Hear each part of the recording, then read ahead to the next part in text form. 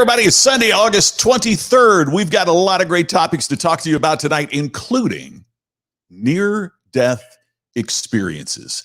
All that tonight on the Ken and Glenn Show with a guy named Scott.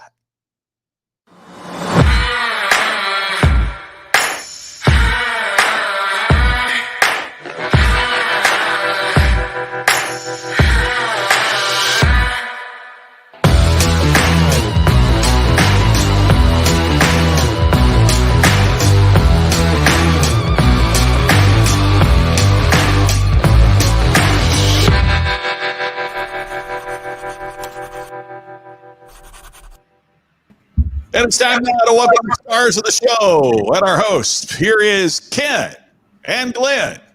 And yeah, me, a guy named Scott. Hey, guys. Hey, Scott. Hey. So good to see you. Happy Sunday. We're excited you're here. Kenny, what do you say, baby?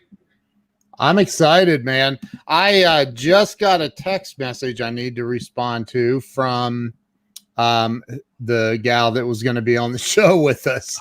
Actually. Oh, okay. So you guys chat for a minute. Well, Scott and I are capable of chatting, and I want to share this out to let people know. Or did you already pre-share? He may have already pre-shared. He does that sometimes. I tagged you both, but if you didn't click allow on timeline, it is not on your Okay, page. I just shared. We're good. Okay. Double check. Hang on, I'll be right back. And I'm even, Scott, if you'll bear with me for a few seconds, I'm going to share this out to my group. Oh, you betcha. Perfect. Which is my peeps. And I can see the comments that everybody is making as Glenn can, but Ken is the only guy that could put them up on the screen.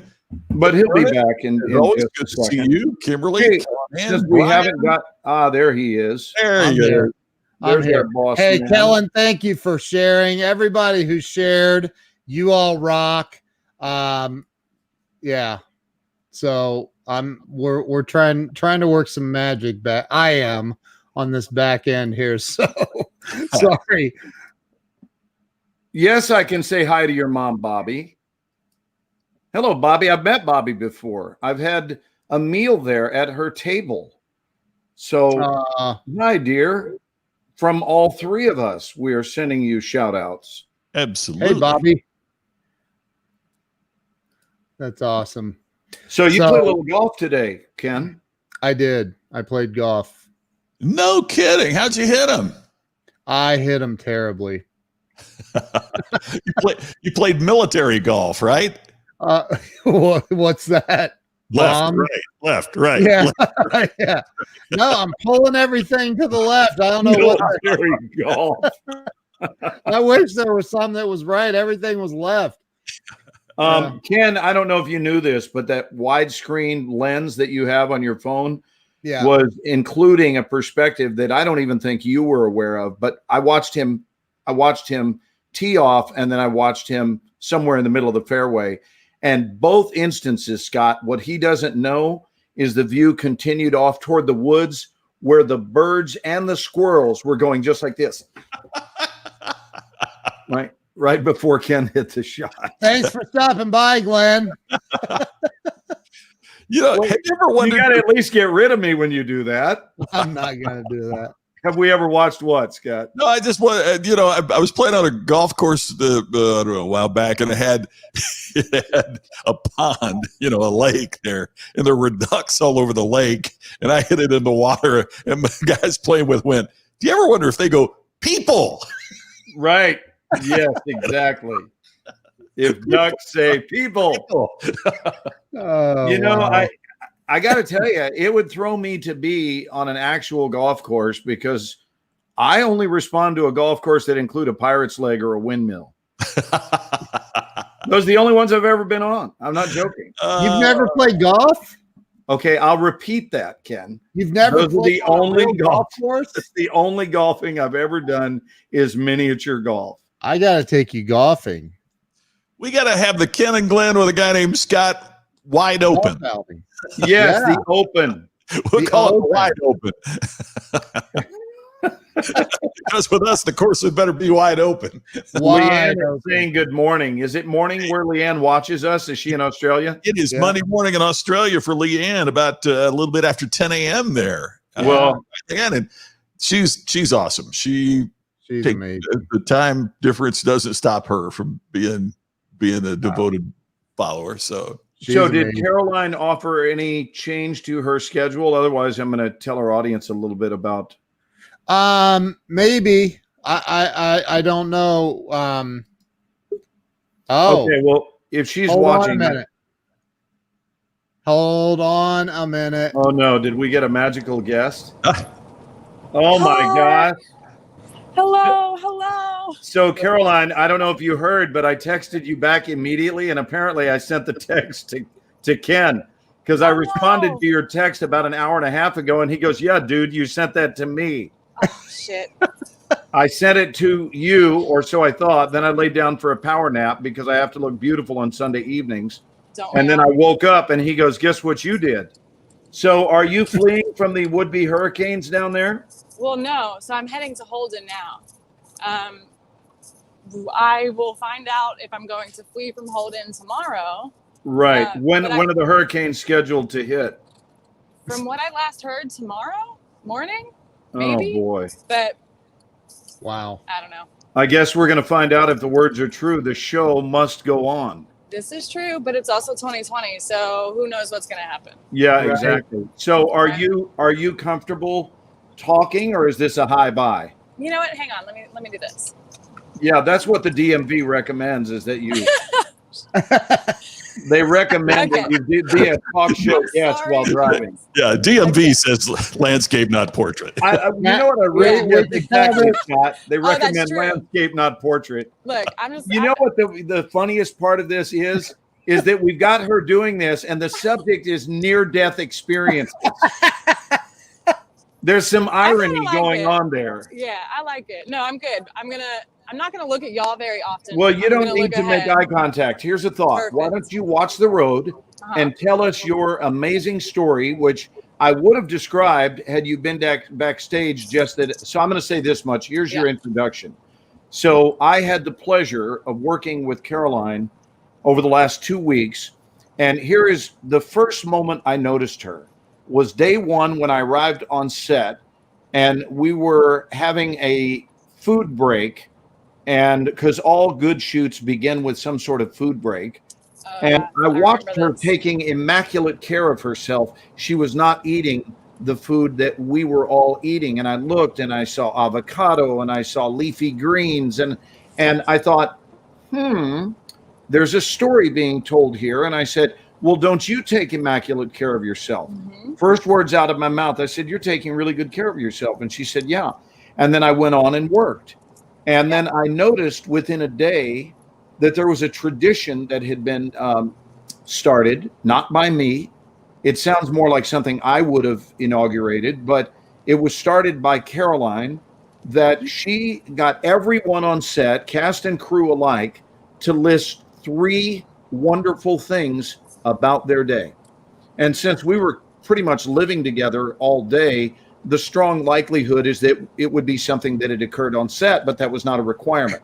You could begin with something that had happened earlier in the morning or whatever, but to keep people focused on the positive. And I thought, I really want to get to know you because you are providing the vibe I normally provided and normally do provide on sets. And a few days later, we were sitting around by the pool late one night on our off night, and the subject of near-death experiences came up, and Caroline shared a story that French fried the circuitry of my brain.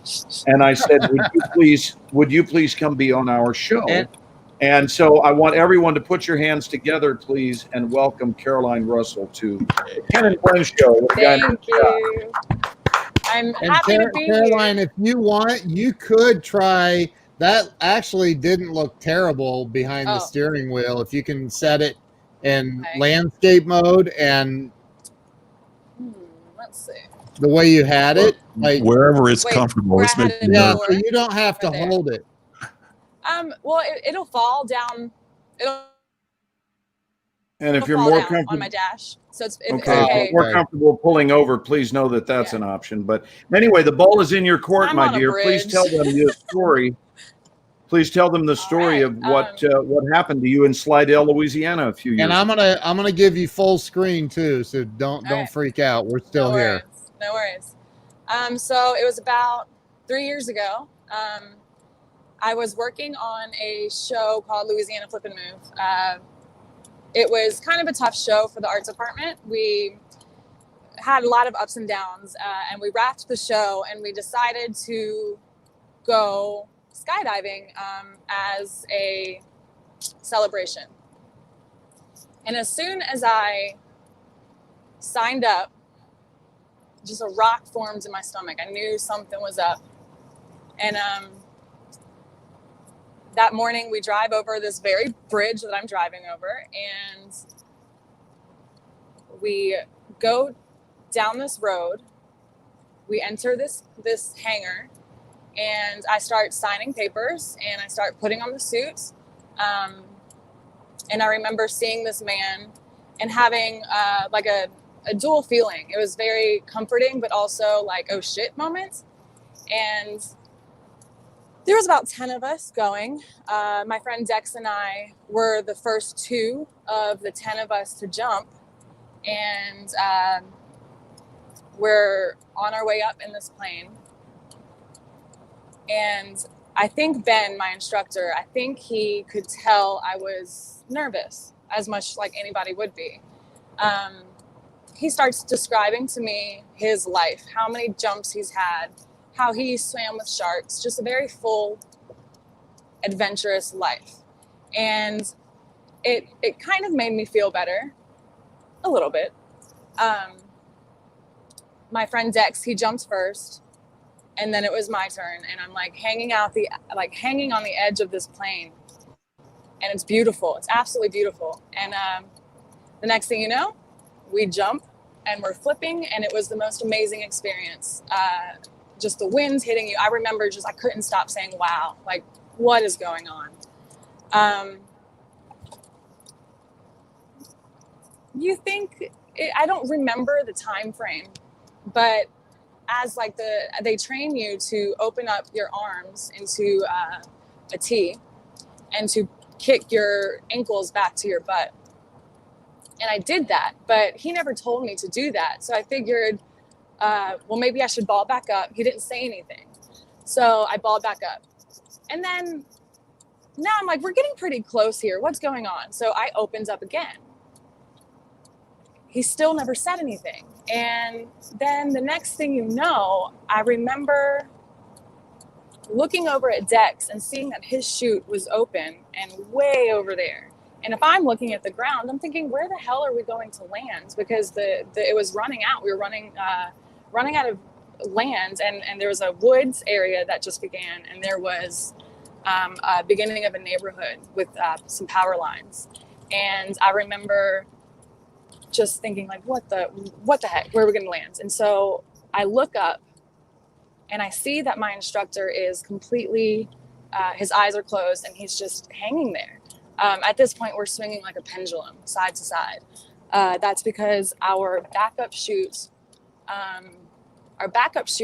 came out of the bag at a certain velocity and a certain height. And I remember thinking that maybe he was joking. You know, he's done this so many times before. This is a joke. This has got to be a joke. So I reached up. I can still feel it. I reached up and I grabbed his beard and I shook his head, and I said, you know, wake up, wake the fuck up. Sorry, can I curse on this? Yeah, I'm sorry. We're not on network I'm just television. reliving. You're fine. Go ahead. I am now. I'm gonna pull over shortly, which will be great. But so I remember just reaching up into his beard, and I can still feel his beard. Wake up, and he wasn't waking up. So I was thinking, you know, okay, like option 1, wake him up. That is not going to happen. Option 2, man the chute. And then I'm thinking, what chute? Like where, how, what chute? There is no chute to man. And then option 3, there is no option 3. And everything I was nervous. I was panicking. I was yelling like, I'm not going out like this. I'm not going to do it. And, there's only so much time, and this is the reality of things. And I came to terms with everything. And once I did, it was so peaceful. I thought things like, I was so angry. I was angry because I had my life in front of me and I didn't do a lot of the things that I've always wanted to do. And I think that fear kept me from doing those things. And then I remember bracing myself, like, this is about to happen. We're going down. This is what's going to happen. And it was like two voices in my head. And I thought, well, maybe everything is going to be okay. That was like the last thought. And when we hit the ground, I had a couple thoughts that didn't hurt as bad as I thought it was going to hurt. And secondly, how am I still alive? Like, what is this? What's going on? So as we hit the ground, it was like a rock over, like if you're like skipping a rock on a water surface, and we just kind of skid. We just bounced. And the woodsy area and the houses that I was talking about were right there, like a hop, skip, a jump right there. It could have been so much worse. And I remember trying to catch my breath. And I remember this woman coming up shortly after we landed. She stood over me and she said, we heard your screams. We saw your fall. I'm a nurse. We called the ambulance. And so all I could think was just get to him, get to Ben. I was trying to unhook myself, and I could hear him trying to breathe. And the next thing you know, I am crawling out of the suit and crawling away and just thinking, how am I not paralyzed? This is insane. And then immediately thinking, you can become paralyzed, just lay down. So I laid down and I started wiggling my toes, and I started squeezing my calves and squeezing my thighs and squeezing my arms. And instantly I could tell that I lost some strength on the right-hand side of my body. But then the next thing you know, I remember a helicopter landing, because I landed on a golf course, which is the softest ground that you could hope for in a situation like this. And I was flown to the nearest hospital the hospital that treated me in New Orleans. And then the rest is history. And he ultimately passed away, correct? He ultimately passed away. They said that he died of a heart attack. I don't believe that. He may have had a heart attack, but he was breathing on the ground with me. He was trying to catch his breath. So, I mean, I heard it. So I feel like, firsthand experience, maybe they misinterpreted that. I'm not sure. And Caroline, if we can, this to me is part one. Mm-hmm. Part two is its effect on you. And that being what I would call a gateway experience, that you went through a gateway that day. And how does today's version of life compare with life on the front side of that experience? I think most people, people always come up to me and they say, oh, that must have been so traumatizing. Yeah, I mean, in a way, I guess it was. However, I think it was the best thing to ever have happened to me, because I was given a second chance. When I landed, I just thought everything was gone, and things just flashed before your eyes, like your friends, your family, everything that you have done, everything that you didn't do. It all flashes in an instant. It was taken, and then in an instant it was given back to me. And once it was given back to me, I said, like, I'm not going to let that happen again. I don't want that feeling of not being able to do something. I will do everything that I want. I will make the things that I want happen. And it's also taught me to ask for help. It taught me to appreciate the small things. I remember shortly, one of the instances of gratitude was a couple weeks later. I went to Florida with my sisters and my cousin, just to be with them. And there was a food truck, and I'm a vegetarian. I love good good vegetarian food, and I ate this tomato sandwich, and this tomato sandwich brought me to tears. I was just so thankful to have that opportunity again, you know? Yeah. So all of a sudden you're really into everything. Oh, so you're very just really much. into it. Whatever you're doing, you're into it. Mm-hmm. Yep. Yeah, that's, I mean, it's a rough way to gain that perspective, but what a beautiful perspective to have. And I'm sure I would have enjoyed meeting the woman you were. I'm sure of that. However, I will tell you that I was elated to meet the woman you are on the backside of that experience. And I know no other version of you, but you were the brightest shining light on that set. Thank you. I appreciate and we're that. We're not in a light shining contest, but we can't help, but we're not, but we can't help but notice where is the bulk of the light present here in any circumstance? Where is the bulk of it being emitted? And the answer is it was coming from you. And Thank you. I was really moved by that, which is why I offered you a chance to come tell your story on the air. And there may be some people that have some questions. I know you've got to get back on the road, but guys, we play to a large audience, and a lot of them won't see this for another day or two, or possibly even up to the first week. We get a lot of shares and a lot of views and a lot of reviews. So this story will ultimately be seen by a large number of people. And unfortunately, that number will not have an opportunity to reach out tonight. But we do have some people. And please, if any of you have a question for Caroline, please bring it, and Ken will throw it up on the screen. I have a question. First, I want to point out Carrie Lynn Carter just said, skydiving again in a few weeks. Crap. She's skydiving in a few weeks, it sounds like. It's, well, that's the thing, though, is, thousands, maybe millions of people have been skydiving since that event, right? So life went on. So my question, you said that the backup chute did deploy. So the backup, that's what triggered me looking around and seeing my friend Dex, all the way over there with his chute wide open.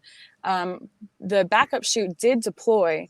It came out of the bag. However, you have to grab onto it. From what I understand, you have to grab onto it and inflate it. So it made us start swinging like a pendulum. And that's when because I didn't know, I thought that our thing was just open. So when we started swinging like a pendulum, that's when I realized, okay, what's going on, and that gave me enough time to look. And I said, like, if my geometry serves me well, we're running out of space. Where the hell are we going to land? But it was, I will say that before it got scary, it was one of the best feelings in the world. Do you feel like did that slow the fall some?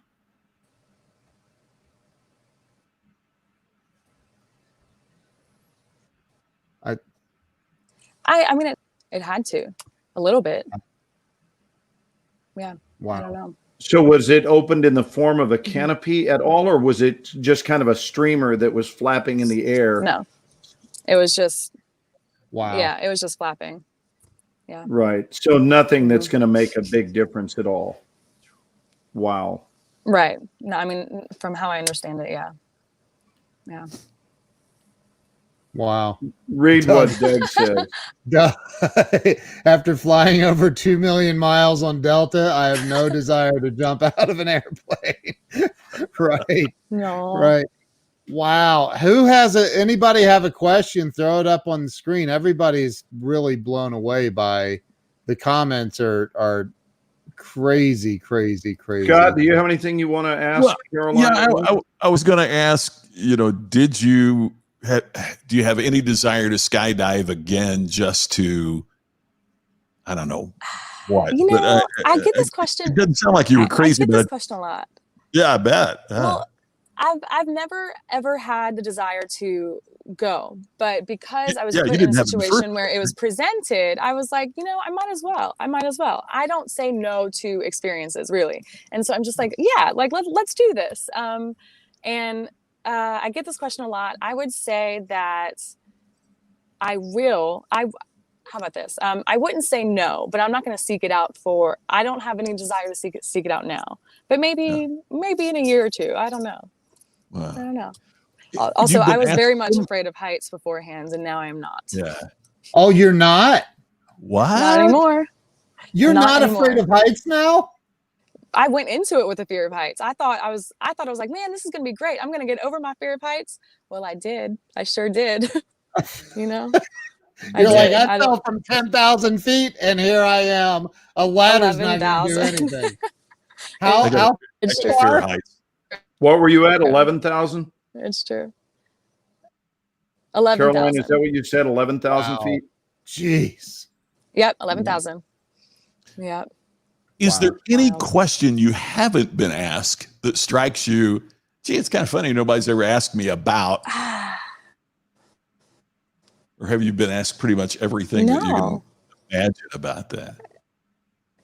Well, I find that it's sort of a story that it takes people a minute to process, and it's always the same reaction. You know, it's always, do you ever? And that question is always coming back. Do you ever want to do it again? Yeah. Wow. One day, maybe. I have a question for you. Do you feel like it was an option for you to leave your body even before impact? No. When you were, okay. No. Wow. Yeah, Samuel Sneed says if you do it again, get an instructor that's 35 to 40. No, because there was that moment where I'm realizing that he's not joking, and I just said, I'm not going out. Yeah, this is true. So then you made a specific decision to do everything within your power to stay in your body. There's a delay. What was your question? I had it. You had a question before. I just said, so then it sounds like you made a decision. Glenn, you just asked me a question. Yeah, I think your internet is acting up. It sounded like you made a decision to stay in your body. Very much so. I realized that he was not joking, and I realized that this might be the end, but also at the same time, the first words out of my mouth were, I'm not going out like this. This is not happening. And then my last words before impact was, it's going to be okay. Whatever that means, it's going to be okay. And it was. Wow. It was. Yeah. Goodness gracious. Well, you are the tee-off shot for a discussion tonight on near-death experiences. And I want to throw it out there for people who have had near-death experiences. And I shared mine. I've had more than one. And, you know, you're fortunate if you live through one. And I'm not looking to add those experiences to my tote board, but it just so happens that I've had a few really close calls. And on one of them, I remember after the impact, and it was a really bad car accident, that I got out of the vehicle and realized that I was hovering in between, that it could have gone either way. And I spoke out loud that I wanted to stay, in my body. And we were on a mountain road, my son and I, in Southern Oregon on Interstate 5 on the Siskiyou mountain range, right at the California and Oregon border, as you're traveling north on I-5 toward Ashland, Oregon. And I knew that I was getting tired and it was about time to stop for the evening. And the tiredness had nothing to do with it. I just was ready to pull over, and I thought, we'll stop in Ashland. That was the next sizable town. And we were going up and over a mountain range. And I didn't realize that. And it started snowing. And it started snowing very heavily in a very short period of time. And by the time we got to the top of the mountain, the roads were still clear. But when we got to the top of the mountain, we realized the snowstorm was coming from the north, and that the north side of the mountain range was in bad shape in ways that the southbound side had not yet become. And I had slowed my car down. I looked at the speedometer. I was going 8 miles per hour, very respectfully, just crawling, being respectful, because ice is serious stuff. And it was 1 o'clock in the morning, and I lost control of the vehicle. And the next thing you know, we're going downward. And I'm watching the speedometer gain and grow faster and faster. And there is nothing I can do except to make sure that my son is buckled in. And I know that I'm buckled in. And now we simply await the crash. And I understand that that's what we're looking at, because I can't steer. I can't stop. We are on ice. And we slid for almost a minute, a very long straightaway, until we spotted our point of impact. I saw it, I guess, about 100 yards before impact. I could see that we were beginning to drift to the side of the road where an 18-wheeler was parked. And at the moment of impact, I looked at my speedometer and we were going 54 miles per hour. And from 54 to 0 is not something I recommend. It was brutal. And I tell you, I'm so grateful, even in this accident, for an invention. And the invention is the upside down T-bar that is on almost every big rig. And the next time you get behind a big rig when you're driving, and Caroline, you'll see them today, look at the undercarriage and you will see an upside down T that is marked. It's got usually red and white angular marks on the base of it. And those were invented because they had too many decapitations. And I'm not saying that to be vivid or gross. They had too many cars that were sliding underneath trailers and the tops of the vehicles were being shaved off. And someone invented a steel bar that dangles upside down, that in the event of impact, they will be hitting that and it forces a hard stop and keeps you from sliding under the trailer, which is what would have happened, but didn't. So instead, we slammed into that and everything went black. And I mean, it's no different than driving 54 into a brick wall. And there was an immediate knowing. I was still conscious. I yelled out to my son, Greg, are you okay? He said, I'm okay. And he said, Dad, are you okay? I said, I am. And he mentioned, Dad, are you sure you're bleeding? I had a lot of blood on me. And I said, we need to get out of here right now. And I don't know that it's what the life manual would have suggested, because it's 18 degrees outside. We're not really dressed for the weather. It's snowing. I don't know if I have a broken neck. I don't know anything. Just like you got up, right? You first got up right after your accident. And there was a knowing. I call them whispers.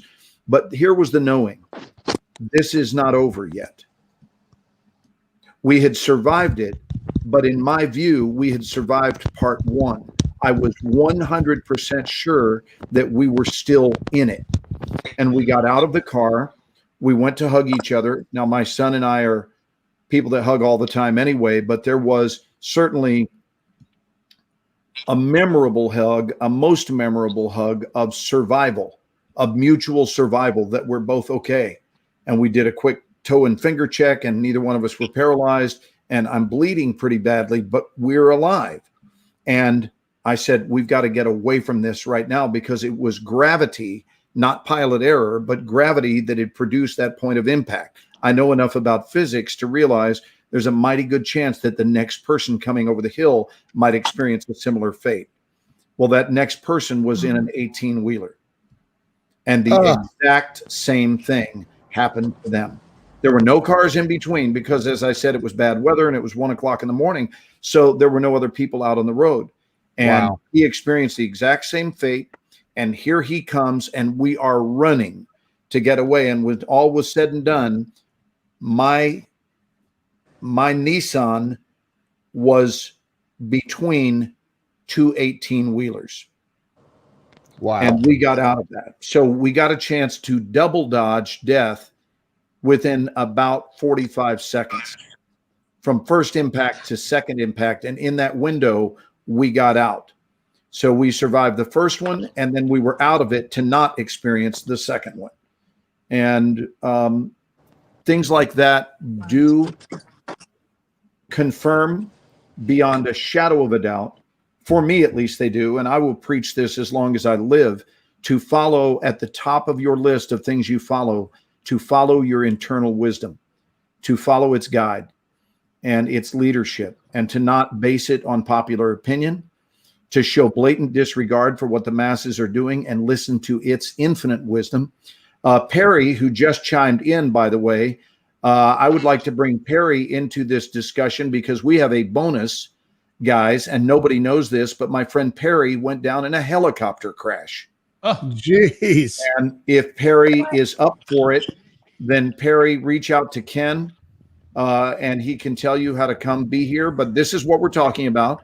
This is not a disastrous evening, by the way, guys. The reason I wanted to do this topic is because in the aftermath of this horrific development for Caroline, what emerged is this amazing gift of survival and love and fantastic connected energy. And So certainly this- Perry is the same way. This is a question Donovan asked earlier to Caroline. I don't know if you saw that earlier. I had it up on the screen for a while, but I think your internet was acting a little wonky Yeah, it there. was. So, do you evaluate risk differently? Are you more likely to take risks and enjoy life, or less likely and enjoy life? I'll let Caroline answer that first, and then I'm happy to. And can you find out how to bring Perry aboard? She needs to send me a message. Just send me a message and I'll send her the link. Okay, Perry, come join us if you can. Caroline, your Yeah. thoughts. I think I would enjoy life, and if it's my time, it's my time. I don't want to I don't want to be in a situation again where I did not do something because it came from a place of fear. That's something that I think about all the time. Why are you, if you want to accomplish something and you're not doing it, you're not taking the steps closer to it, what's holding you back? And I find that a lot of people come from a place of fear that holds them back, and I don't want that to happen. So if I want to do something and it's my time, so be it, I guess. I'm gonna enjoy life for sure.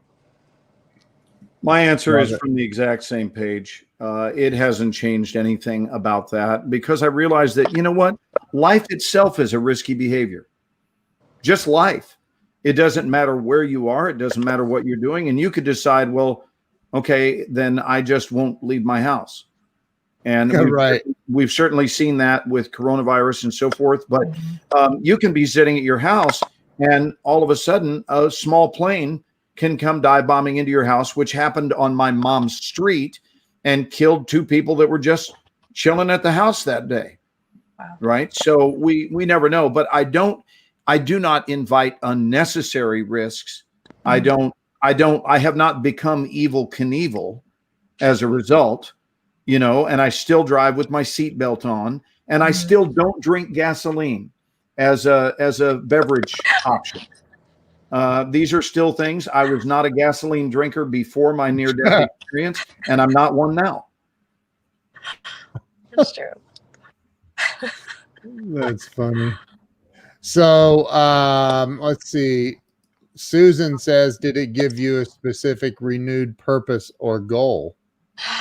That's a good question. I think that how do I answer this? It definitely brings about a thinking like, what am I here for? Obviously, like, I lived through that. I've got to be living up to something. And I think that, it's been 3 years. I think the first half a year, like, this really did happen. Then I think I brought on like this idea that I was meant for a bigger purpose, and I could feel that that was really like tripping me up. That was getting in the way of actually like doing my purpose, thinking about it too much almost. And I was thinking about this last night. I find that I light up when I talk to people about what motivates them, or like what they're grateful for. And so maybe my purpose is just to keep that message going. Yeah. That's what I think. I'm also still looking for, I guess maybe that is my purpose, but I'm also going to keep my eyes open to something bigger.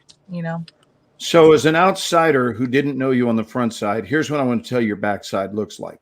You're really present, like super, super present when you're in person. And this is a little bit different here on camera. In fact, I had this secret hope when you sent me the message before I inadvertently returned it by sending it to Ken. I just had this secret weird hope that you were going to go, you know what? I'm going to blow Glenn's mind and I'm going to go schedule yet another skydive and I'm going to call and do his show from mid jump. Oh my God. I'm going to tell the story. Something. That would have been I'm going to tell the story about falling while falling.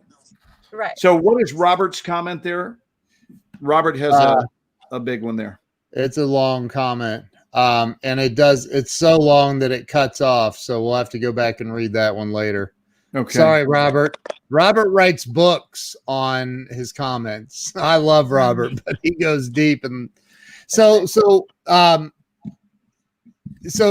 thought of like, do you not, so you don't think about like, I should really go give it a whirl, see if we can pull off a proper skydive, or do you think, nah? I'm not compelled to yet. Yeah. But I think that the outcome would be differently if I go again, if and when, because I think I'll go. I just don't know when. I think I will do it. It was an amazing experience. It really was. I mean, Wow. I fell through a cloud and was like, spritz, it was beautiful.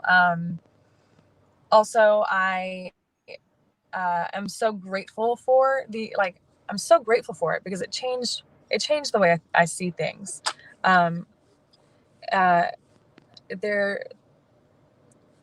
It was the best, worst thing to ever happen.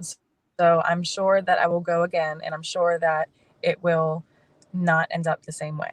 So that's something to look forward to. Awesome. Do you think that that's often the case, guys? And this just isn't for Caroline. To Ken, to Scott, that often she described it as the best worst. Aren't there a lot of things that are simultaneously both? Oh, Yep. yeah, absolutely. Let's talk on that a little bit. Okay. Robert just put up part two. Part two of his comment is longer than part one. Two longer than part one. Scott, what are your thoughts on that, brother? Well, I'm going to ask Caroline, any contact with the family of the gentleman that lost his life, and how that's got to be difficult as well. That is something that I did go to Ben's funeral. And I met some of the people in his life. I have not reached out. I think about it often, but so last September I went to Sedona and I I was going to meet a shaman so she could read my past life's regression. I've never done that before. I really didn't know what it was about. Sure. But that's what I was doing in Sedona. And as soon as I sat down with her, I had a piece of paper to like a questionnaire. Why are you here? Like, what's your purpose for being here? And when I got to it, I was like, oh, how do I answer this? And I look at her and she says, just put it down. We need to talk. And she actually ended up channeling Ben, and it had closed a lot of, it gave me the closure that I didn't even know I needed at the time. But also I asked her to ask him if it would be okay if I reached out to the family, and he said that he didn't think that would be a good idea, not because they don't want to hear from me, but it would just be a reminder. So I kind of want to respect that. I think your feet, you might be covering the microphone with your finger on the bottom of your phone. It's Did y'all okay. hear any of that? Yeah, we heard it. It wasn't super loud, but we heard it. And not only that, but last week's show, strangely enough, was on lip reading. Oh, well, that's good. Y'all are pros now. So yeah, no, just out of respect, I want to give that space. And I feel as if I do reach out, it's because they reached out, or maybe we'll meet in this weird life, and that would be awesome. As we said with other things, you have to go with what you feel in your gut, in your heart is the right thing to do, because it could either be a comfort to them, or, as you heard, it could be, a reminder, or, how come he died and she, was 100% fine, so at the end of the day, I think you're exactly right. You have to go with what, your heart and soul is telling you, because as you learned in a very incredible way, it's pretty powerful when you get what Glenn calls the whispers, right? Right. And I ignored all of them. I was making jokes beforehand. Like, there was a dead end sign as I'm going up the tarmac, and I'm like, don't do it. Don't do it. It's a dead end, Dex, turn around, as we're like driving up to it. And then I just remember thinking, like, as I'm signing papers, I'm just signing my life away, those little reminders. Because I feel like I have very good intuition, but I just ignored it and tried to cope through humor, But so I hold this belief, all of you, Caroline, I hold the belief that our future broadcasts, and I hold it deeply, that our future is broadcasting to us all the time. And that when we dial up our level of receptivity, we hear things, but the things we hear are based on a subscription basis, not unlike HBO or certain cable services. And they're not expensive. You just have to declare your interest and your commitment. And when we declare our interest in listening to those things, the frequency with which we hear broadcast increases. Also, the clarity increases. But I really believe that. I think that we know in life far more than most of us act like we do. And for whatever reason, a number of people seem to be okay with what I would describe as a dummied down existence. That's not to say that people are dummies. I'm saying that they agree to live a dummied down existence and not completely fulfill their own bigness, that they are infinitely more capable than they even realize, because they've never signed up for the experience of operating at their full capacity. And our intuition does know things, and we do receive broadcasts, and it's beautiful. Ernest says, did you see any red flags? I mean, no, but I just had this gut feeling, and anytime that I could make a joke about that gut feeling, I did. But was the gut feeling what? I mean, I'm terrified of skydiving. Was it I've never done it. I don't think I ever will, for the record. But I don't. I mean, was the gut feeling different than just your regular old nerves? Like, I don't know about this roller coaster. Exactly. It was different, because I know the difference between being nervous about something and just being scared, like you're what you're about to do. I know the difference. I 100% do, and I just kept ignoring my gut. So this was a different caliber broadcast. Oh, very much. Right. Very much. And like going and on the way down, I was thinking, I told you this was gonna happen. I told you. I was thinking that. I told you this was gonna happen. I told you something bad was gonna happen. And I just ignored it. But wow. What did the skydiving company do? I don't know. I can't comment on that. I signed waivers, and I think that unfortunately they lost someone very close in their family. Sure. And I hope that I don't hold anyone accountable for anything. That's huge. It was an accident. It really, truly was. And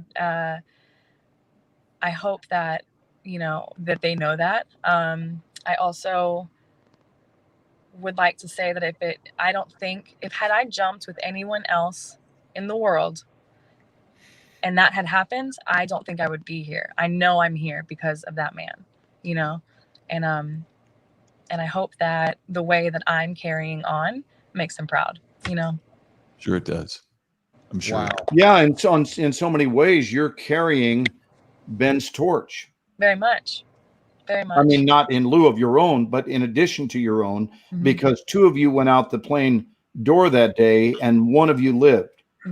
So the fact that you carry his torch is, you know what it is? It's beautiful. It is. It's just it's almost like somebody gets a heart and a heart transplant or Yes. something, you know, that you feel like you're carrying your life forward, but they've also given you their life to carry forward as well. It's that's a beautiful not far metaphor, off. Scott. Thank you. Yeah, it's really not far off. I have reminders on my phone, an alarm. It says, live today for Ben. And that, honestly, that just puts me in a great mood and it propels me forward. I also, back to when I was in Sedona and I was speaking to that medium, she was channeling him, and she says that he deeply wants to apologize, and I'm crying, and I'm saying there's nothing to apologize for. And he says, no, there is. We signed a contract. I was supposed to get you on the ground safe. Well, my response was, I did get on the ground. I mean, like the way it all worked out, I was fine. I was safe. Please don't feel guilty for anything. But he says, I was supposed to get you down on the ground safely. We had a contract, an earth contract, and I would like to sign a new contract now. I would like to guide you. And I told him, I said, yeah, dude, you're fucking stuck with me now, so I know that he's with me. I know that he's guiding me. And sometimes I do feel him, sometimes I feel like I get dizzy, and I know that his energy is around. And that's very supportive, it's good. Is it comforting? Yeah.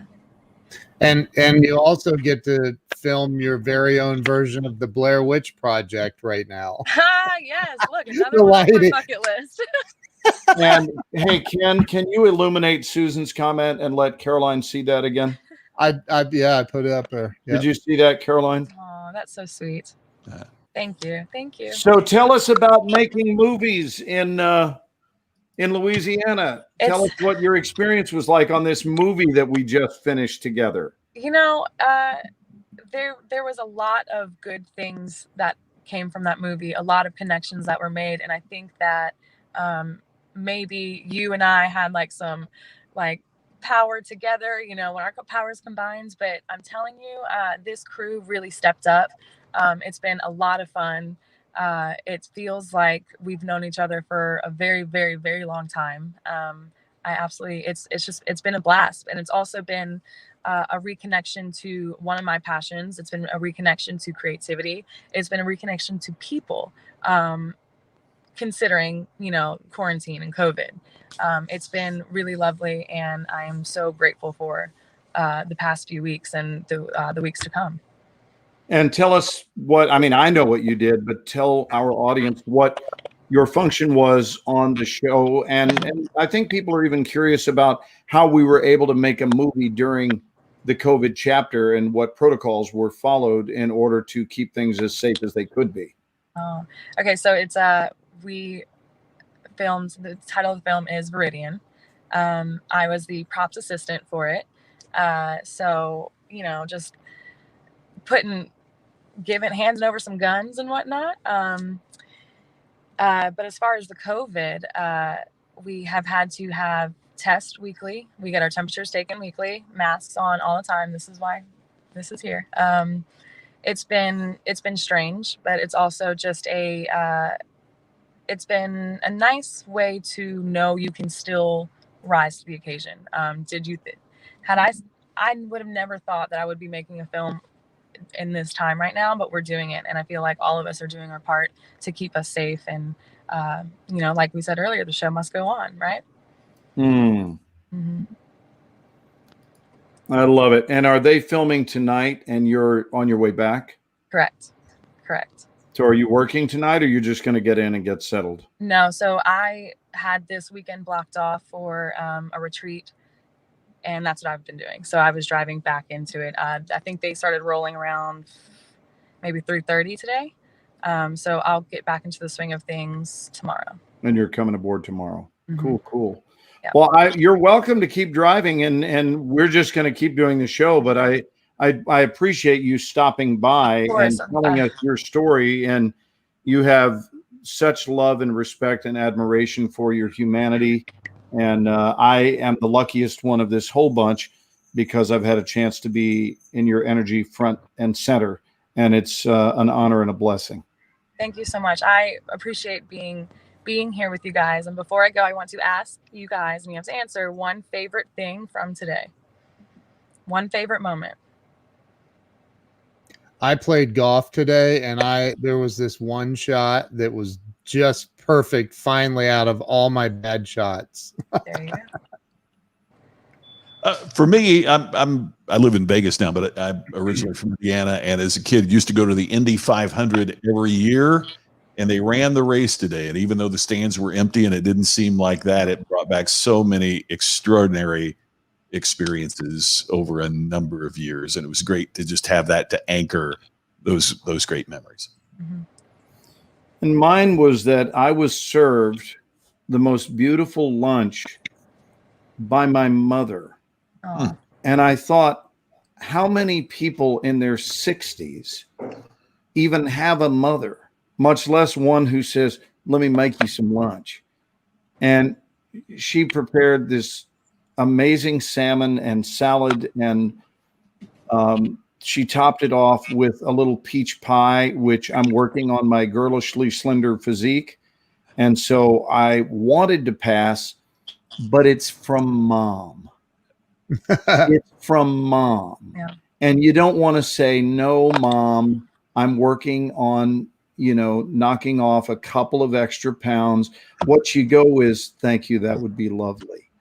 And then you have the peach pie, and you do so regret-free. But just the idea that, I've had a lot of meals in my lifetime prepped by my mom, but not very many as an adult. Mm-hmm. And the fact that still, she always says, you're my baby boy.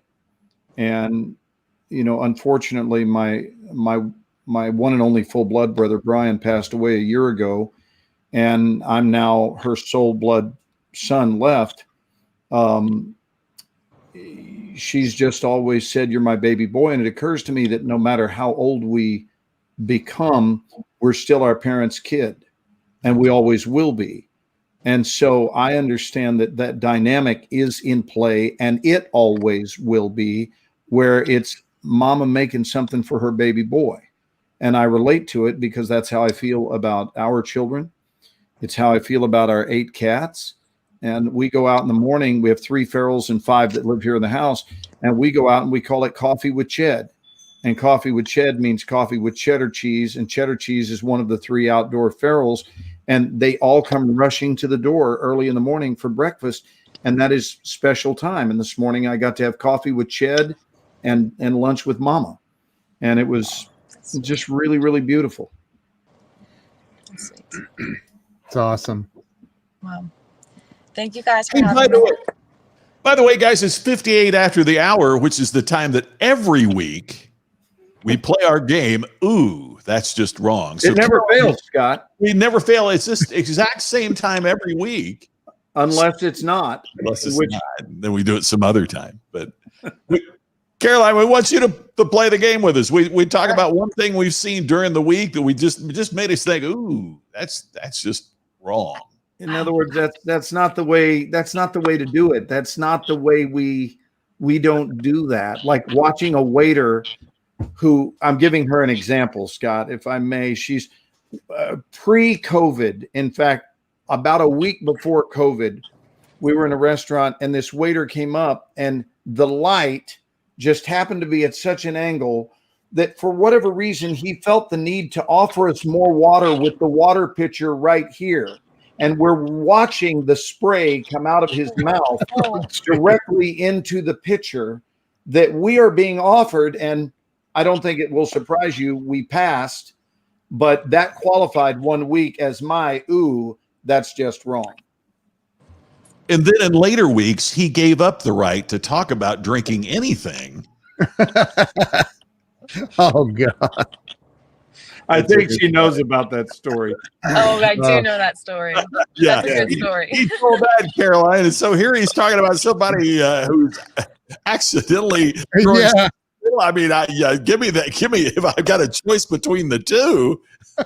So do you have an ooh that's just wrong, Carolyn, of something you've witnessed? Honestly, I can't think of it.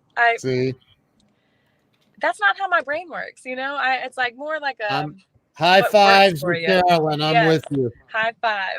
Yes, I hate this game. I told him I hate this game. They still want to play it. I don't look at life that way. I can't ever think of like, how about this? This game being played still Is just that's what's just wrong.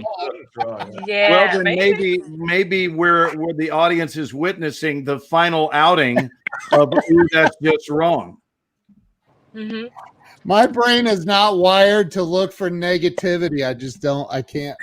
It's not about looking for negativity. Okay. It's about I know, I get it. I hear what you're saying, and I experience those moments. Yeah. But I'd like shuffle them out of my brain so fast I just can't. I don't know what it is. I experienced them though. Yeah. Well, here's an example of Ooh, That's Just Wrong. What if you're in the middle of a heartfelt share and you're saying how I was feeling?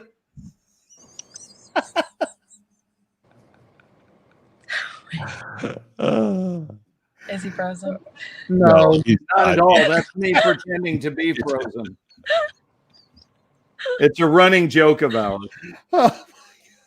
Scott, look, Catherine Franco says she loves this segment. See, there we go. Okay, so you have fans. So, Scott, do you have one? It just happened. I was driving home.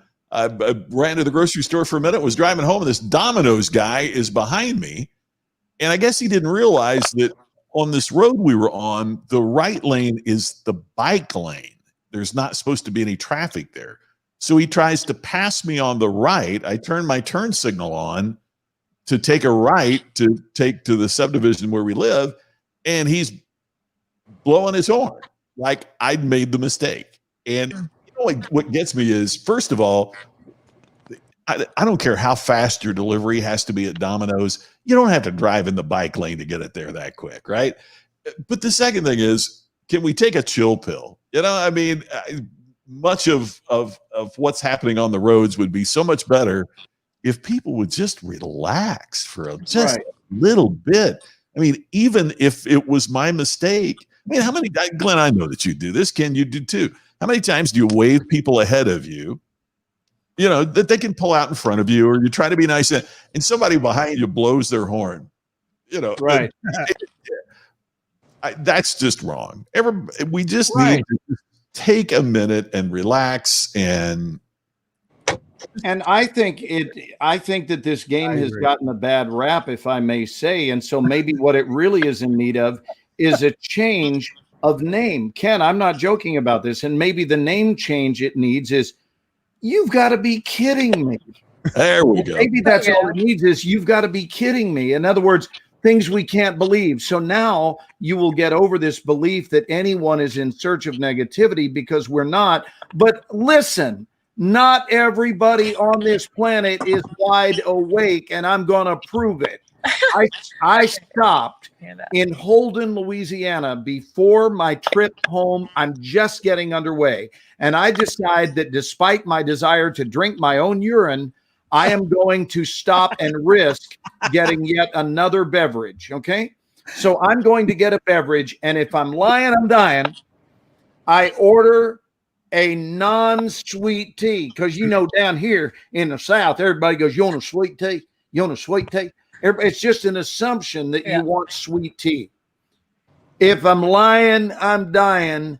The however many dollar an hour employee who is creating my beverage to accompany my meal does a frigging taste test. What? He taste tests my drink. What? He has his back turned to me, and he doesn't think I'm watching him, and he can't remember if he put in the sweet tea or the not sweet tea. He drank just a sip and verified which one it was, put the lid on it, and friggin' served it. That's wild. No. And that, to me, is not me looking for negativity. That's me noticing that you, sir, are a dingleberry. So I'm going to call this, you've got to be kidding me. There we go. He handed it to me, and I said, "Did you maybe want to give me one that you've not sipped from?" Oh my God. Are And you freaking serious? He just froze. And I said, "I'm a little weird that way. I don't like my drinks pre-checked." And I let it go at that. Now, I could have been a dick, and I could have called his manager and said, "I am outraged at what I just saw." Instead, what I chose to do was bust his ass appropriately and keep driving. Oh my God. And I did get my unchecked tea. That is just wrong. That is just wrong. That's just wrong. All right. That is just wrong. I love Samuel's comment. I know. Live episode of Bar Rescue right there. Okay, go be on the road. Be safe, my Thank you dear. so much for having me. Good to meet you. We'll talk soon. You're Thank awesome. you, Caroline. Thank you so much. Thank you, Caroline. Be Be safe. safe, honey. All Wow. right. Oh, I forgot to ask if she got a refund. You know, Scott, I knew you were poised with that question. I was that close to saying, hey, Scott has a really good question for you. Scott, go ahead. What was the question you had last week? It was funny because he was like this. Well, I said, did you hear anything from the company? I was. Oh, look at this. Okay. So Perry. now here we are on Aeronautical Disaster Night. And Perry, who is in order of importance, dear friend first, who secondly happens to also be one of the actors in our Extra Mile family, who studies with me both in person and online. And now we're in the online modality. But Perry, will you, my love, share with us the story of your radio station days and what happened with you in the helicopter that day? Sure. Okay. And you can hear me all right and everything? We can. You sound fabulous. Okay. Well, I was working in radio as a DJ for many years, and then I watched it change. So I decided I'm about to be a single mother, so I'm going to move over to the news and traffic side of things because you're always going to need news and traffic. And that's what I did. And I started off by filling in for the people who were airborne. And then when a position came available for me to go full-time as an airborne person, I said, yes, please. And I've never been one who really likes to fly. I don't know why I have a fear of flying, but I did. It wasn't enough to keep me from flying because I like to travel.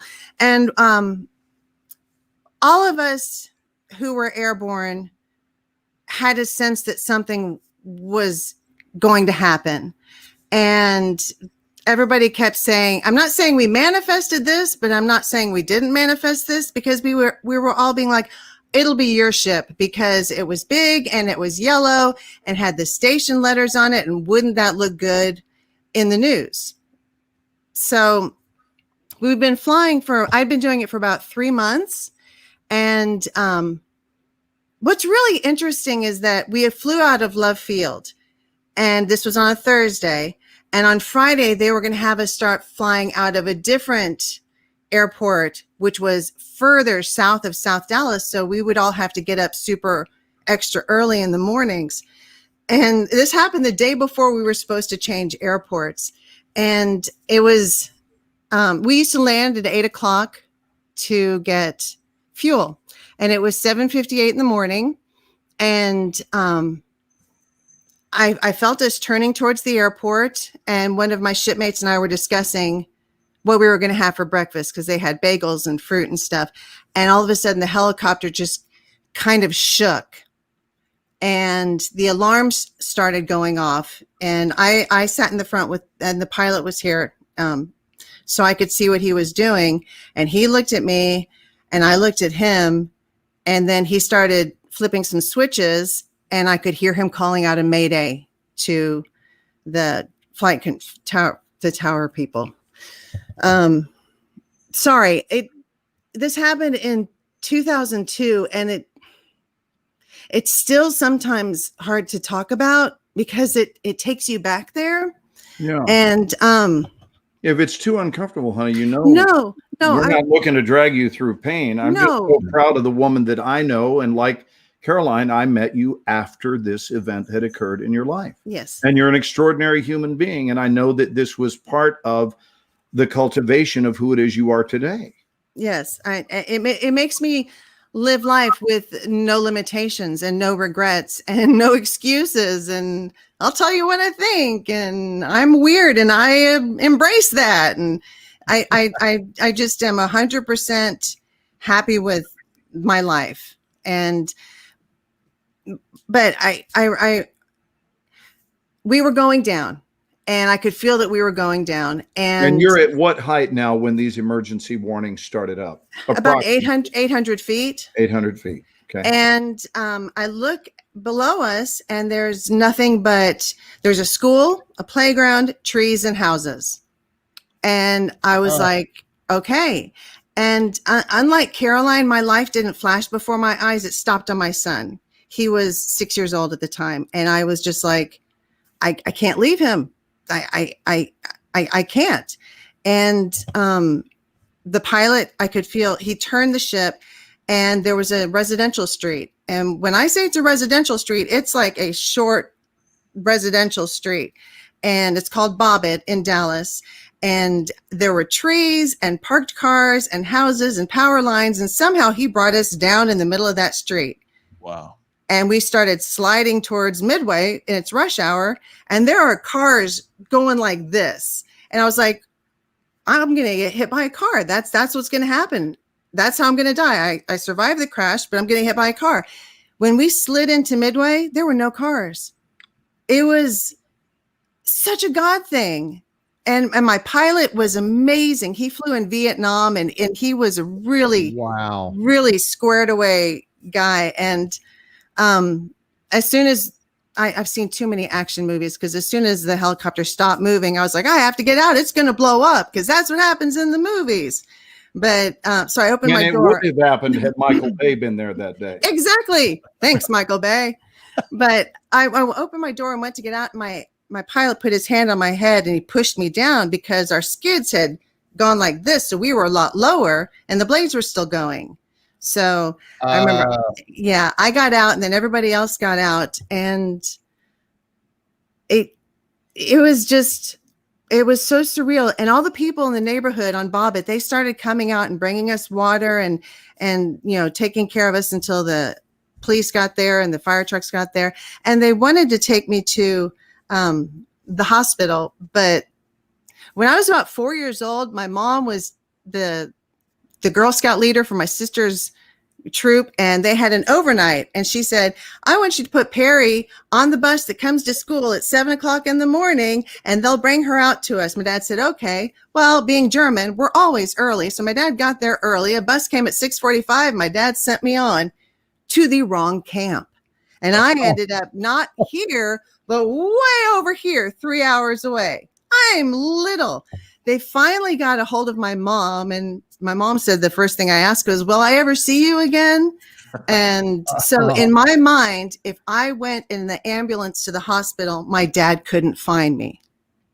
So I refused to let them take me. And then my dad came and he got me and they said, take her to the hospital. So I did. And I spent the night and I was okay. Just have a herniated disc in my back, but that's okay because it could have been a lot worse. And the nature of the injuries for the other passengers? One girl broke a rib. One guy also broke a rib.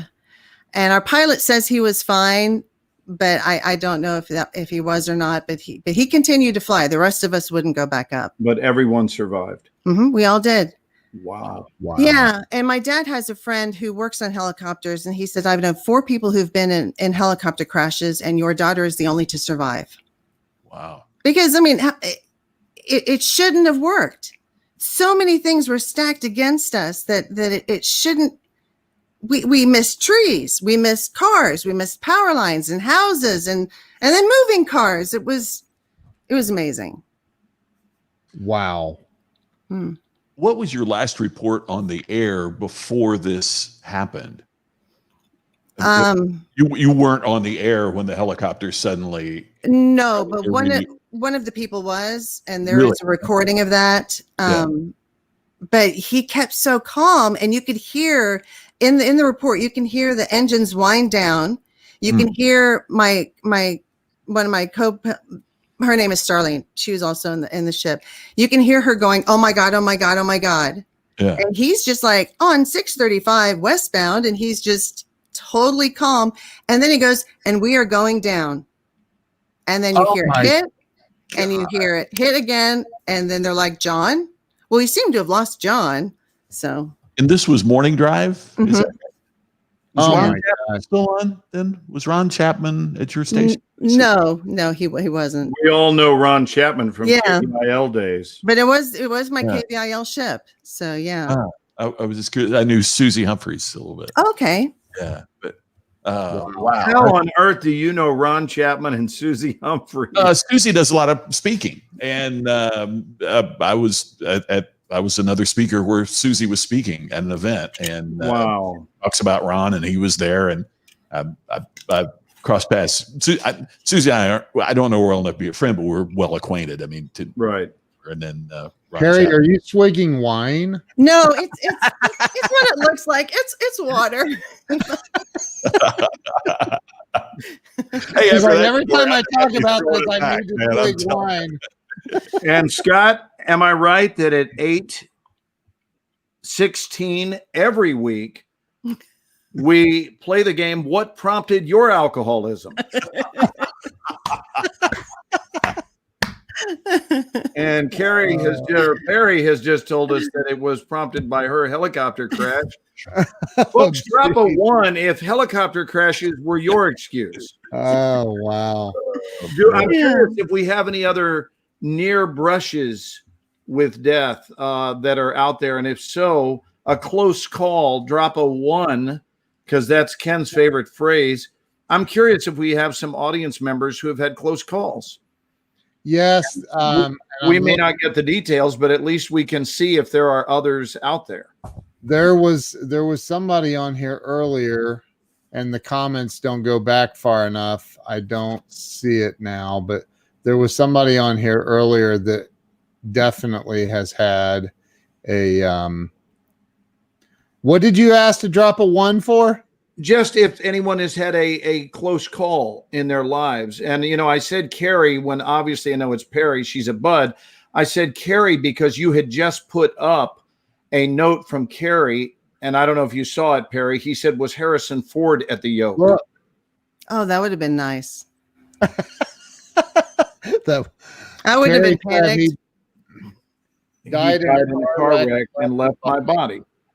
So, it's not unusual when you have a large gathering of people for there to have been a handful of really close calls. Hey, my buddy, Senator Kevin Bacon says, and he's not and when I first met him, I said, dude, and he's a client of mine. I said, dude, I feel like we're like 6 degrees separated. He's like, I've never heard that one.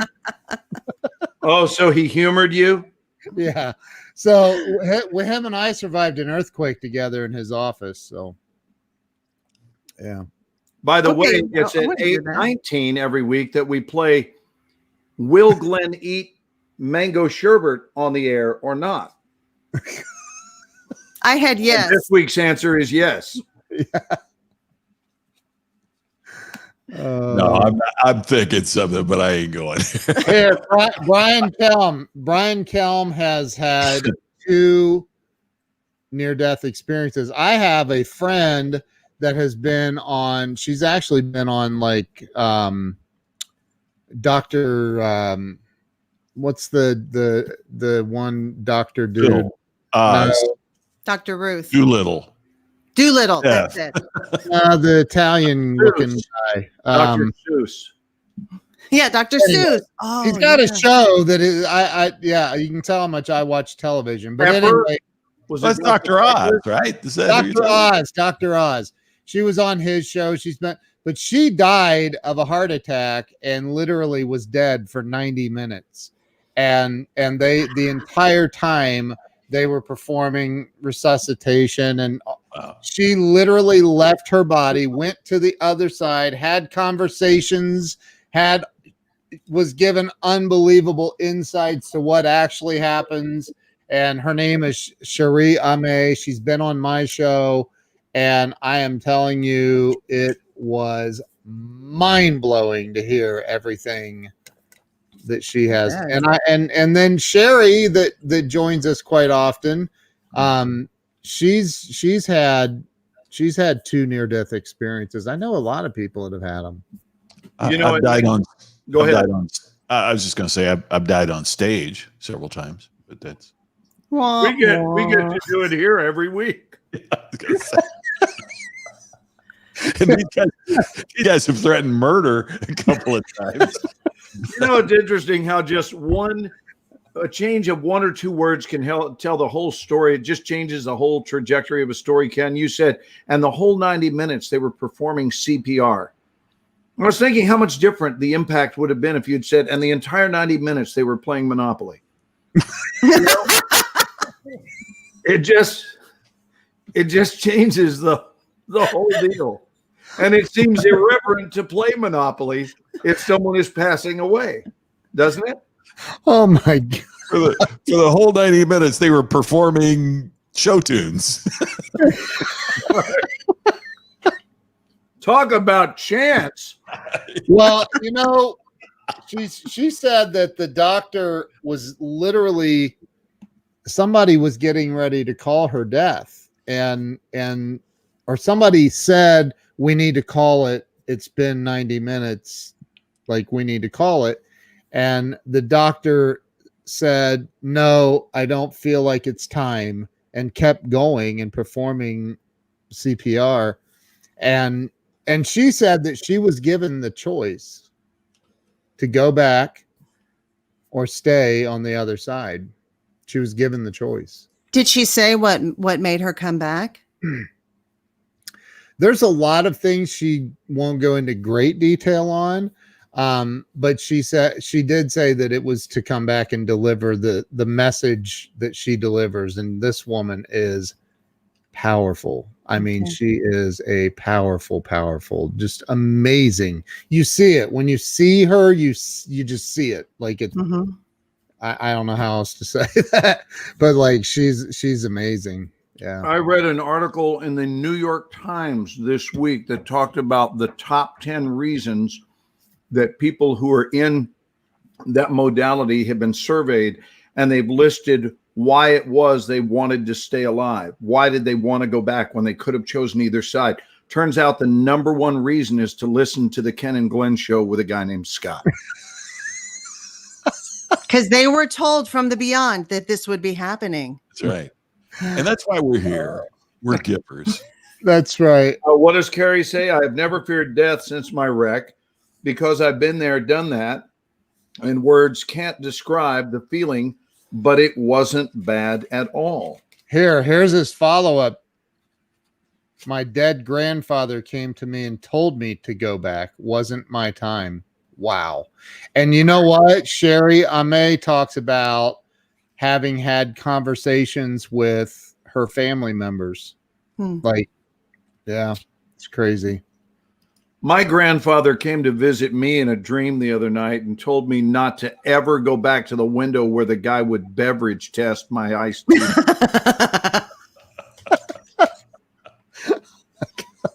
Can I say that again? I watched a grown man taste test my iced tea. And then hand it to you. That's awesome. He handed it to you. My grandfather came back to me and said, if I'm ever offered a yellow beverage by Glenmore Shower, it ain't Fresca. Wait a minute. Drop a 1. Drop a 1 if you think, like I do, that Fresca is the worst beverage ever invented. It's the worst. And not Fresca with something. You don't get to dilute it. Pure Fresca. If you love a delicious ice cold Fresca, drop a 1 so that we can have you on the show to question your sanity. I don't know that I've ever had a Fresca in my life. Lorraine loves Fresca. Ernest loves Fresca. I think that they are trying to be outlaws here. I don't believe any of They're trying to find a way to get on our show. It's better than Tab. I'll say that. Look, Tab was the worst. Only the oldies remember Tab. Oh no, Susan, you don't love Fresca, do you? yes, she does. Ernest really loves it. Look, I mean, Hey, He's Scott, trying to can you even get Fresca anymore? You know, I don't know. I gotta look that up. Can you? I mean, I've been to Look, many a like grocery that, store, it's and just I not- don't remember the last time I was in a store and saw friggin' Fresca. I even think the people at Fresca sipped it and went, this tastes like shit. Let's see if we can sell it. dude, And that's the makers of Fresca. it's the dude. guys. It's the guys at Coca-Cola going. Let's see if they'll really buy anything. one of the guys at Fresca is gonna go get on their meeting tomorrow morning and go, hey, did you see that famous movie star guy bashing our beverage on air the other night? Hey, this Fresca. little moment devoted to Fresca, if anything, will increase Fresca sales because they are at flat ass zero. And now, what is it saying? That even bad press is better than no press? Get this. Coca-Cola announced revamped packaging of Fresca in 2018, along with a new marketing campaign targeted toward millennials. It was the first Fresca advertising in over a decade, with a stated intention of, ready for this, quote, reeling in a new generation of drinkers unfamiliar with the brand, unquote. Marketing describes it as a sparkling flavored soda competing with other beverage products like LaCroix. No, What is I've had that? What's like- LaCroix? it's flavored water. Yeah, it's like Perrier kind of. Yeah. Hmm. No, it's not that- LaCroix. I know that my stepfather, one of his punishments from time to time was, boys, keep it up and you're going to have to go drink some Fresca. We're like, no. Well, Get stop. the- We would be brought into compliance when threatened with consuming Fresca. Oh my God. Get this. All right, we were doing presidential trivia the other night. Now we're going to do Fresca trivia. No, Look, this is read- presidential trivia. There was a president that had two buttons on his desk in the Oval Office. I swear to you, if he pushed one, the military aide ran in with a hot coffee. If he pushed the other, the military aide ran in with a cold Fresca because he wanted to be able to have a Fresca at any moment. And so the military valet, his job was to wait on The president. Lyndon Johnson Wow. to press either the coffee or the Fresca button. Scott, this must be added to your presidential trivia. It is. He's like, it's stored now. Can you imagine your job is waiting to bring the president his Fresca? Ugh. Mm. What? We just killed 10 minutes talking about Fresca. Yeah, we lost that big Coca-Cola sponsorship. Yeah. But that's the We beauty love of the show. Pepsi. I cannot say enough about this winning product. And I got to tell you, the Rocketbook, man. Wow. I want you to know I am drinking Elite bottled water. Nice. Kirkland. Such an elitist, I swear. We were binging The Office recently, and there's this great scene where somebody from the paper company, it wasn't Steve Carell, it was one of the others, is at a bar, and what would you like? He says, well, what do you got? Which you never ask at a bar, right? And the guy says, well, how about a bourbon? He said, great. Any brand in particular? He said, Kirkland, if you got it. put me on the floor. I mean, of any bourbon, Kirkland, if you got it. Oh, I'm not a drinker, so is Kirkland like a real average brand? It's the Costco brand. Costco. Oh my God. Anything Kirkland is what you buy at Costco in bulk. Hey, so I'll tell you though, let me tell you something. I used to sell water purification systems, so I know a lot about the poison in our water systems. Kirkland actually is one of the top best RO filtered waters on the market. Yep. Wow. I used to do these testing for chemicals, and people pull out bottled water. I go, yeah, we'll test that against your tap water. Any other, the spring, don't ever buy spring water in a bottle ever, because it's literally not spring water. They pour it out of a tap and put a spring water label on it, and you buy it and pay more for it. So yeah, you see if you're in love with someone and you say, baby doll, I know it's our anniversary day. I think it's time. Let's go take a look at Wedding Rings by Kirkland. I mean, do they put their name on they sell them there. Yeah. They do. They sell. No. Yes, They absolutely. sell jewelry. They do. My first wife and I, we got our wedding. I mean, we didn't have a nickel between us, and so we bought our wedding rings at Service Merchandise. You remember when they had Service Merchandise? No. It was kind of like a wholesale store, and so you would look at the merchandise and you would tell them what you wanted, and then you would go and there was like a tray thing, and they would call the number of your order, and it'd come rolling down that tray, and that was your order to pick. And we joked for all of our marriage about that romantic moment when they said, now number order 47. This box comes shooting down the thing. Our wedding rings, you know. She said, oh, you romantic devil, you. Don't you love, Scott, when life unfolds in ways that exceed anything you could possibly have dreamt up yourself? I could not have made that up. You're exactly There's no script you can write that is funnier than the way life unfolds sometimes on its own. It's true. I love it.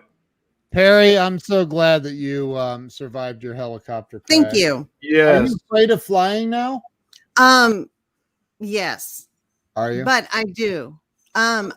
I watch the flight attendants, and if the flight attendants are still serving drinks and still serving dinner and they're just talking and carrying on, then I focus on them.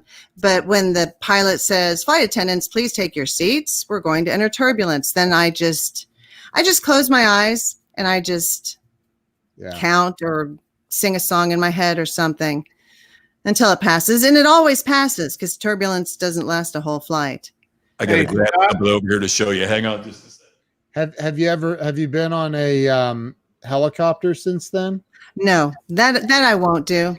Yeah. No, I fast forward to 2005 and I was sledding in Utah and I broke my back and I was up on the mountain and they tried to get me in a helicopter and I shattered one of my vertebrae so I couldn't walk. And my friend's like, no, you're going to just have to send an ambulance because you're not going to get her on a helicopter. And, it took me even longer to get down the mountain, but it was worth it for me because there was no way. Yeah, no. What are you going to show us, Scotty? How much I relate to Perry, because they sent me this. This was on the front of USA Today. All right. Yeah. A job can mean flying in spite of your fear. And that was a story that they did about me, that I had all these millions of miles of flying, and I'm exactly like you, Perry. Yeah. There are so many trips that I'll go a day early because there are thunderstorms predicted in that area. If I fly there on Wednesday, but the forecast is thunderstorms on Wednesday, I'll go Tuesday and pay for a hotel room just to sit in the hotel room so I don't have to be on the plane.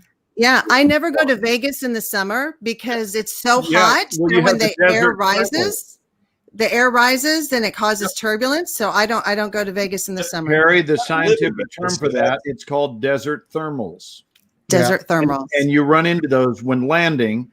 Your roughest landings in the summertime will be in Las Vegas, Phoenix, and El Paso are three really rough places to land in the summertime. Obviously, Tucson. Those desert thermals can be brutal. Palm Springs, same thing. Yeah, in Palm Springs, you're usually going in on a regional jet, which makes it.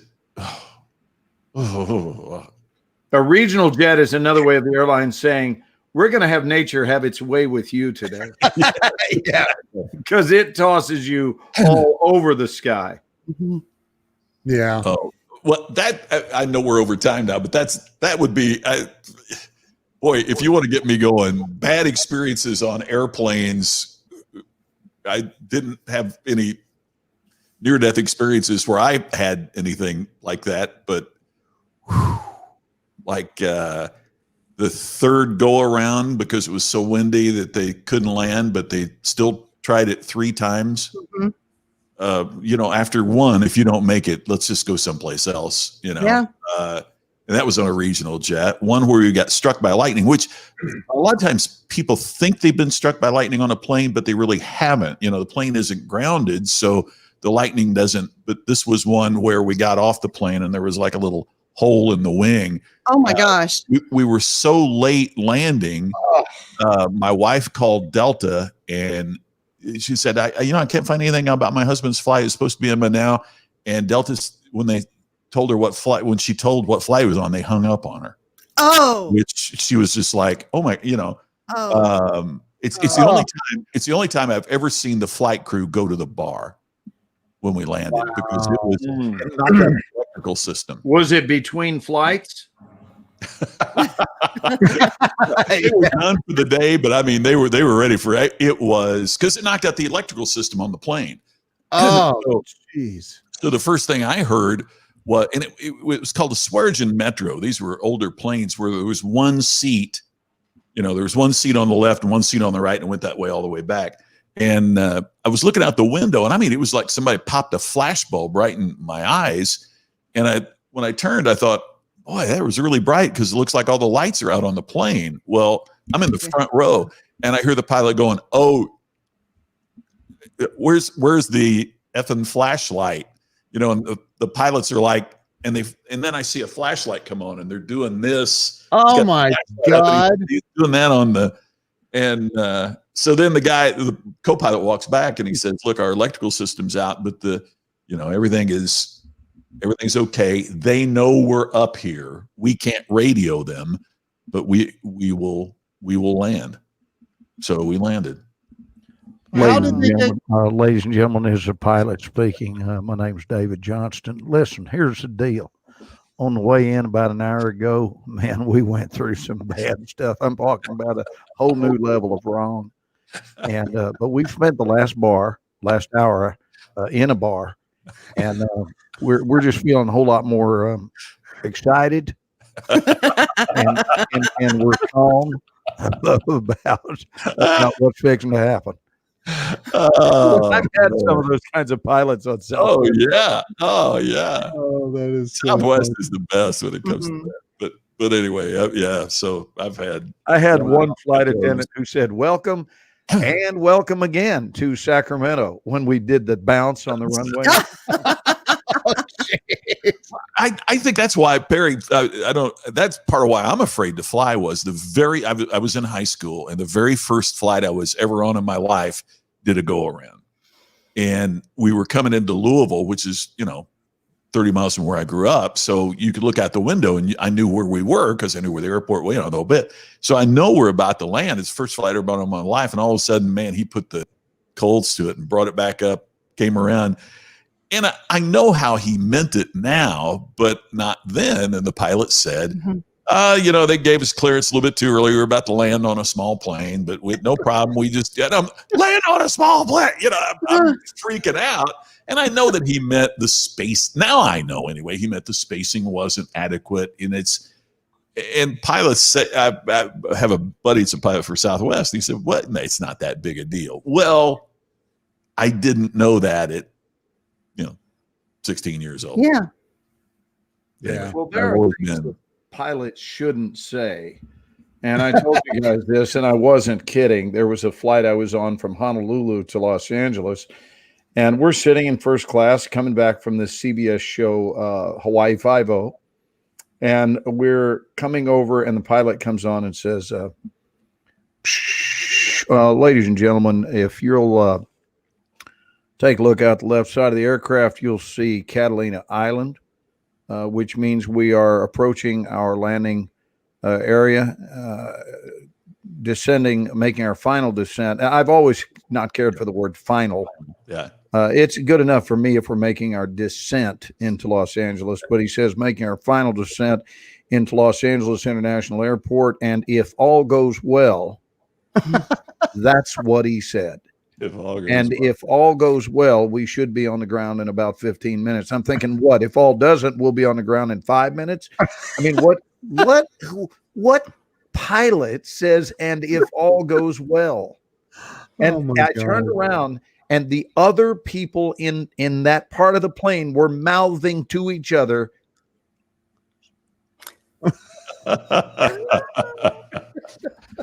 Hey, I think that's about our show tonight, Scott. Yeah. Do you have any words of wisdom to wrap up with, Ken? I don't. Do you need to plug anything, any golf products or anything? No, I'm good. Perry, thank you for blessing us with your time on the show. Thank you for letting me come hang out. Yeah. You're awesome. And thank you guys for welcoming my friend Caroline Russell. And Caroline, if you're watching the continuation of this, stay safe on the road, sweetheart. And if you get a chance to see the replay, you blessed us by coming and sharing your story with us this evening. Thank you for doing so.